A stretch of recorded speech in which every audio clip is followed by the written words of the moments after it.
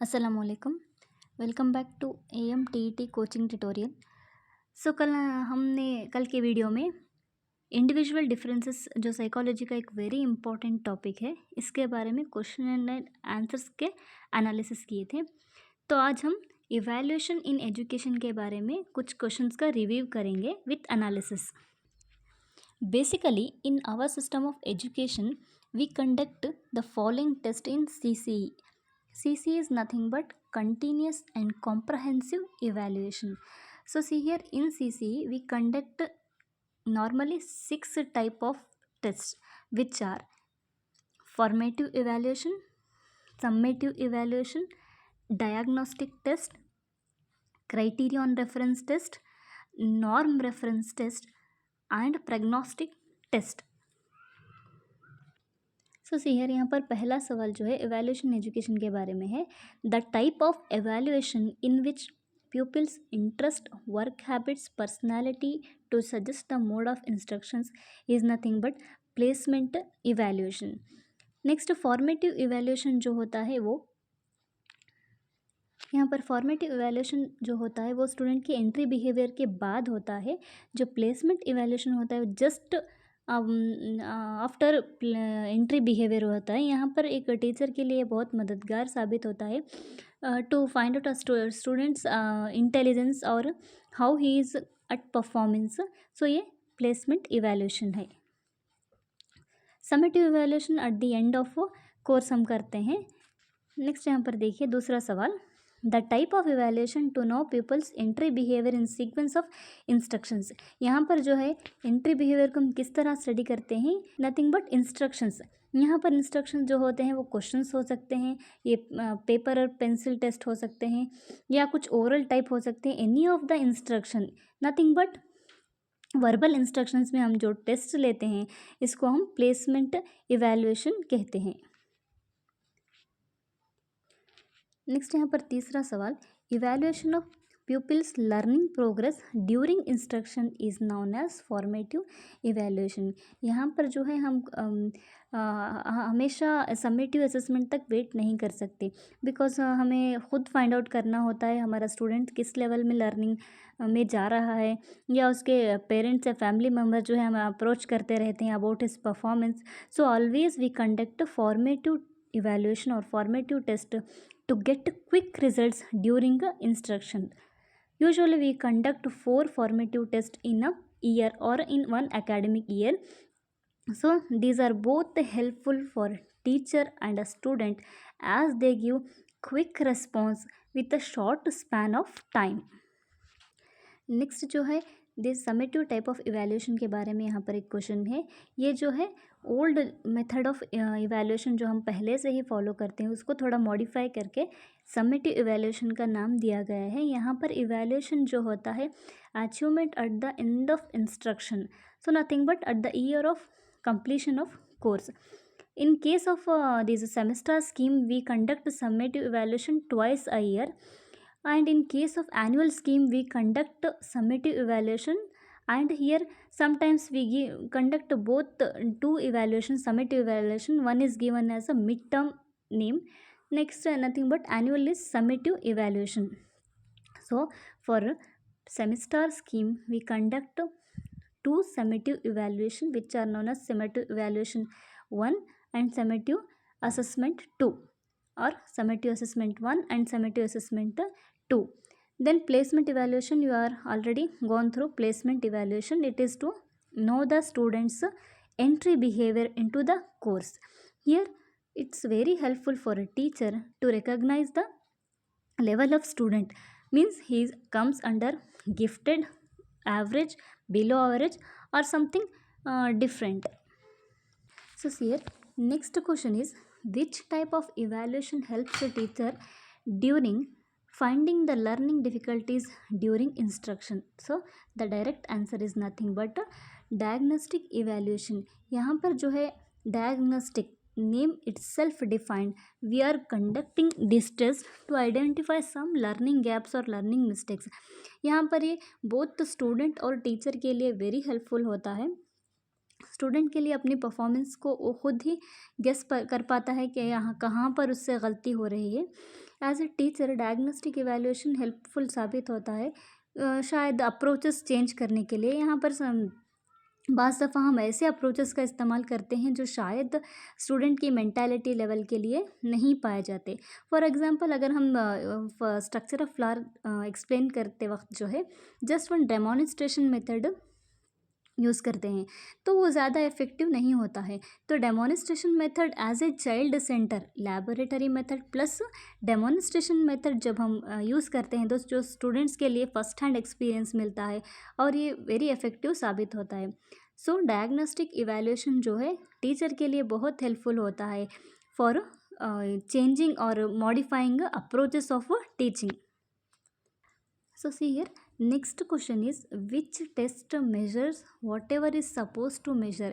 यहाँ पर इसको हम वैलिडिटी कहते हैं। वैलिडिटी का मतलब होता है हमें जो मेजर करना है उसके बारे में जो हम टेस्ट कंडक्ट करते हैं उसको हम वैलिडिटी कहते हैं। नेक्स्ट अगला क्वेश्चन देखिए, in evaluation the degree of consistency among test score is defined as reliability. यहाँ पर चंद एक दफ़ा ऐसा होता है कि जो स्टूडेंट एवरेज होता है वो कभी गिफ्टेड स्टूडेंट का कॉपी करके या माल प्रैक्टिस करके ज़्यादा मार्क्स स्कोर पकड़ पाता है, या फिर चंद एक मरतबा ऐसा भी हो सकता है कि गिफ्टेड स्टूडेंट शायद उसे कोई डिस्ट्रैक्शन हो या फिर कोई भी डिस्टर्बेंस हो तो परफॉर्मेंस अच्छा नहीं दे पाता। तो इसलिए हम दोबारा दोबारा से टेस्ट कंडक्ट करते हैं to find out in which category student comes under. So यहाँ पर रिलायबिलिटी का मतलब जो है जितनी भी आप बार आप टेस्ट कंडक्ट करें आपको रिज़ल्ट स्कोर वही होना चाहिए। तो एक अच्छे रिज़ल्ट या फिर अच्छे क्वेश्चन पेपर की एक इम्पॉर्टेंट फीचर ये है कि वो रिलायबल हो। कितनी भी बार टेस्ट कंडक्ट करें स्कोर जो है कंसिस्टेंट या फिर कांस्टेंट स्कोर देना चाहिए। चंद एक बार पास चंद एक बार फेल होना ऐसा होना नहीं चाहिए। तो अच्छे क्वेश्चन पेपर या फिर अच्छे टेस्ट की जो है क्वालिटी जो है वो रिलायबिलिटी है, हमेशा इसको कंसिस्टेंट स्कोर देना पड़ेगा। यहाँ पर देखिए अगला क्वेश्चन जो है वो tools and techniques of evaluation के बारे में है। टूल्स नथिंग बट औजार, ऐसे औजार या फिर यहाँ पर एक्चुअली टूल्स का मतलब जो है टाइप ऑफ क्वेश्चंस होते हैं। Variety of type of questions use करने से क्वेश्चन पेपर जो है सेलेक्टिव होता है। यहाँ पर हर स्टूडेंट की नीड्स एंड डिमांड पर ये पूरा उतारता है। चंद एक स्टूडेंट्स ऐसे होते हैं जिन्हें जुमलों में जवाब लिखना मुश्किल होता है। चंद एक जो है वो लैंग्वेज पर महारत रखते हैं या फिर मुकम्मल तौर पर अबूरत हासिल कर सकते हैं। तो ऐसे लोगों के लिए हम लॉन्ग आंसर्स टाइप ऐसे क्वेश्चंस टाइप आसानी से दे सकते हैं। मगर चंद एक क्वेश्चंस ऐसे होते हैं या फिर स्टूडेंट्स ऐसे होते हैं जो है ना आसानी से सवाल को समझ नहीं पाते या फिर उनको जुमलों में लिखने की सलाहियत नहीं होती। तो हमारा क्वेश्चन पेपर जो है वो टूल्स एंड टेक्निक्स की बिना पर तैयार किया जाना चाहिए। यहाँ पर जो है हम क्वेश्चन पेपर तैयार करते वक्त अलग अलग अक़साम के क्वेश्चंस बनाते हैं जो MCQ मतलब मल्टीपल चॉइस क्वेश्चंस होते हैं, ट्रू और फॉल्स टाइप होते हैं, fill in the blanks type होते हैं, शॉर्ट आंसर टाइप होते हैं, लॉन्ग आंसर टाइप होते हैं, मैच द फॉलोइंग। तो यह तमाम क्वेश्चंस जो है nothing but tools and techniques of evaluation में आते हैं। तो हम कंटिन्यूस एंड कॉम्प्रहेंसिव इवैल्यूएशन में जो जो टूल्स एंड टेक्निक्स यूज़ करते हैं उसे नथिंग बट हम questions various variety of questions कहते हैं। The merits of essay type of question, essay type question मतलब लॉन्ग आंसर 4 और 5 मार्क्स के जो क्वेश्चंस होते हैं हम एसे टाइप क्वेश्चंस कहते हैं। इनके मेरिट्स का मतलब पॉजिटिव पॉइंट्स जो जो हैं वो तमाम हैं। All of the above, easier to prepare है, successfully employed in all subjects, logical critical reasoning is developed. यहाँ पर जो है all of the option right है। So all of the above is the right answer. यहाँ पर देखिए next limitations और disadvantages of essay type questions are here, no validity in reliability. जो हम कंसिस्टेंट स्कोर हमें नहीं मिलता है वही जो है ऑब्जेक्टिव टाइप या फिर मल्टीपल चॉइस क्वेश्चंस में जो है हमेशा वही आंसर मिलता है। For example, which is the most ductile metal, ये जो क्वेश्चन है मेटल्स चैप्टर में आता है तो स्टूडेंट्स को हमेशा याद रहता है gold is the most ductile metal. यहाँ पर आप ट्रू और फॉल्स या फिर मैच द फॉलोइंग या फिर फिल इन द ब्लैंक्स या फिर मल्टीपल चॉइस, इस टाइप ऑफ क्वेश्चंस में आपको हमेशा रिलायबल रिजल्ट मिलेगा। मगर वही जब आप इसको ऐसे टाइप क्वेश्चंस में कन्वर्ट करते हो, यहाँ पर validity and reliability consistent result जो है नहीं मिलता है। और जवाब जो है बहुत ज़्यादा लंबे होने की वजह से असेसमेंट या फिर इवैल्यूएशन के टाइम पर it depends on the mood off the examiner. Examiner का मूड जैसा हो उस टाइप का वैल्यूएशन होने के यहाँ पर चांसेस हो सकते हैं, और इसको हम एज ए टीचर खुद ही इवेल्युएट करना पड़ेगा। तो with help of any students or nothing, we have to evaluate by ourself और वी competent professionals। यहाँ पर जवाब जो है बहुत लंबे लंबे होने की वजह से यहाँ पर एक प्रोफेशनल टीचर या फिर कॉम्पिटेंट प्रोफेशनल्स के लिए सिर्फ ये सही साबित होगा। ये जो तमाम डिसएडवांटेजेस हैं वो हैं इससे टाइप क्वेश्चंस के लिए पूरे उतरते हैं। इसका ऑप्शन जो है जवाब ऑल ऑफ द अबव। अगला सवाल जो है the merits of short answer type of questions is और। यहाँ पर इज और ऑप्शन दिया गया है। तो द मेरिट्स का मतलब पॉजिटिव पॉइंट्स जो हैं ये आसानी से कंस्ट्रक्ट किए जा सकते हैं और एडमिनिस्ट्रेट भी किए जा सकते हैं अकॉर्डिंग टू स्पेसिफिक ऑब्जेक्टिव। यहाँ पर हम पूछ सकते हैं और ये बहुत आसान, जवाब देने के लिए बहुत आसान होते हैं। इसका जवाब जो है ऑल ऑफ द अबव सही है। तो यहाँ पर अगला सवाल देखिए, a test design to measure knowledge in a specific area और प्रोफेशनल स्किल और क्रिएशन स्किल, इसको जो कहते हैं achievement test. For example as a teacher मुझे जज करना है कि मेरे कितने स्टूडेंट्स डायग्राम्स में परफेक्ट हैं या फिर बिना देखे वो डायग्राम्स ड्रॉ कर सकते हैं या फिर केमिकल इक्वेशंस को वो बैलेंस कर सकते हैं। तो यहाँ पर मैं सिर्फ एक ऑब्जेक्टिव को जो कंसिडर करके टेस्ट डिज़ाइन करते हैं हम, इसको हम अचीवमेंट टेस्ट कहते हैं। यहाँ पर we have to concentrate on only one objective और specific areas such as diagrams, maps और केमिकल इक्वेशंस और एनीथिंग एल्स। यहाँ पर अगला सवाल जो है वो भी अचीवमेंट टेस्ट के बारे में ही मेरिट्स पूछा गया है। यहाँ पर देखिए तमाम जो है वो all of the above is the right answer, because ये जो है वैलिड मेजरमेंट देता है, रिलायबल मतलब इसे हमेशा कंसिस्टेंट रहता है, सेम रिजल्ट हमेशा देता है। और यहाँ पर ये एक उस्ताद के लिए बहुत आसान फिर फ़ायदेमंद होता है। टू कंपेयर टू इंडिविजुअल्स, मतलब यहाँ पर दो इंडिविजुअल्स एक जैसे हैं या फिर दो इंडिविजुअल्स एक दूसरे से कितने अलग हैं, यहाँ पर एक ग्रुप बनाने के लिए हमेशा ये अचीवमेंट टेस्ट फ़ायदेमंद साबित होता है। अगला सवाल, the limitations of achievement test is are. ये जो हम अचीवमेंट टेस्ट कंडक्ट करते हैं on a specific objective on specific area और समथिंग स्पेसिफिक स्किल, इसके जो है डिसएडवांटेजेस जो है ये हमेशा अ बिट ऑफ इंफॉर्मेशन, थोड़ी सी ही इंफॉर्मेशन या फिर स्मॉल एरिया में हम टेस्ट कंडक्ट करते हैं, जो ये है नेगेटिव और डिसएडवांटेजेस है। और do not encourage critical thinking, यहाँ पर कोई भी क्रिटिकल थिंकिंग डेवलप नहीं होगी क्योंकि स्टूडेंट को ऑलरेडी पता होता है जो टेस्ट का सवाल होता है या फिर टेस्ट का एरिया होता है, इसलिए यहाँ पर क्रिटिकल थिंकिंग और एक्साइटमेंट बच्चों में नहीं होती। यहाँ पर significant objective can not be measured, सिर्फ हम ओनली वन ऑब्जेक्टिव को जो है यहाँ पर मद्देनज़र रखते हैं। तो इसका जवाब जो है ऑल ऑफ द अबव, जो तमाम भी ऊपर दिए गए हैं तीनों जो है वो लिमिटेशंस ऑफ अचीवमेंट टेस्ट होंगे। नेक्स्ट अगला सवाल, the test which measure learner status in the relation to specific performance, यहाँ पर एक स्पेसिफिक परफॉर्मेंस को मद्देनज़र रखते हुए हम जो लर्नर का स्टेटस फाइंड आउट करते हैं उसको हम क्राइटेरियन रेफरेंस टेस्ट कहते हैं। क्राइटेरियन रेफरेंस टेस्ट के जो लिमिटेशंस हैं, हम उस वक्त या फिर हमारे दिए गए जो वक्त में जो है तभी स्टूडेंट का स्टेटस चेक करते हैं, ये रिलायबल नहीं होता बिकॉज हमें टेस्ट बार बार कंडक्ट नहीं करते। एट स्टेटस और सम पॉइंट ऑफ व्यू हम उतना ही वक्त में जो है एक स्टूडेंट के है ना स्टेटस को जो गेस करते हैं उस टेस्ट को क्राइटेरियन रेफरेंस टेस्ट भी कहते हैं। यहाँ पर देखिए आखिरी सवाल, the tests which are design to rank of students in order of achievements from higher to lower.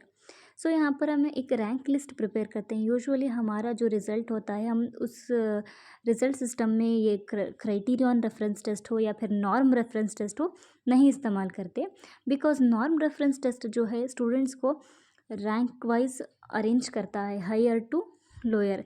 May be it hurts students emotions because achieving rank is a difficult task.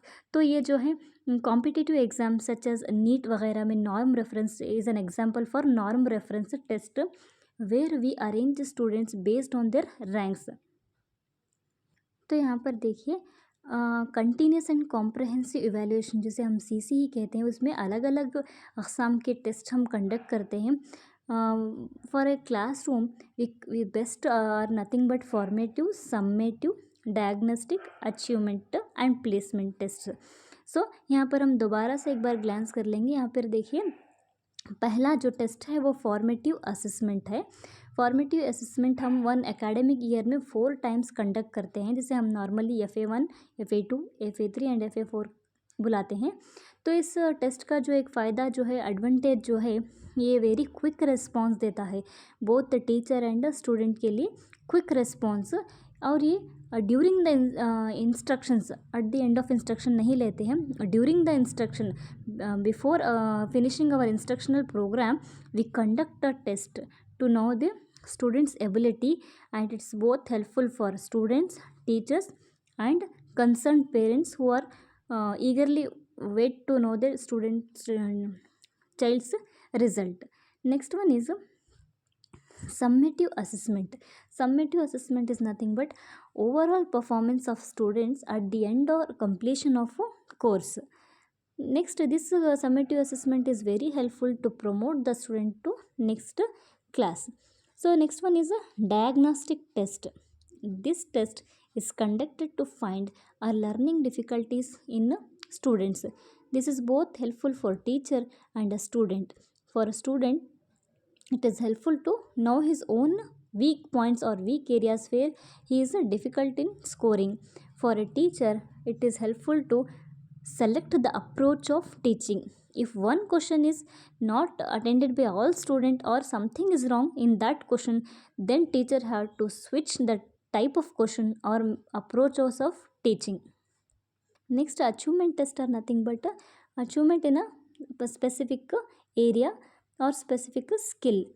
Next, placement evaluation is now to know the student's entry behavior. This is helpful for a teacher to recognize in which category the students comes under. So next one is criterion reference test and norm reference test. These both tests we usually don't use at our high school level. These are for higher studies, for nothing but arranging ranks in NEET examination, etc. The last one is something different. This type of question I gone through one social science question paper while analysis. That is nothing but prognostic test. Prognostic test ये जो है diagnostic test के तरह rhyme करता है, but it is totally different. यहाँ पर जो प्रेग्नोस्टिक टेस्ट होता है ये स्टूडेंट्स के फ्यूचर को प्रिडिक्ट करने के लिए हम यूज़ करते हैं. Because as a teacher if I want to motivate my students, then I should conduct prognostic test to help them to guide to their career or their field of interest. So ये तमाम questions जो है evaluation in education के बारे में है.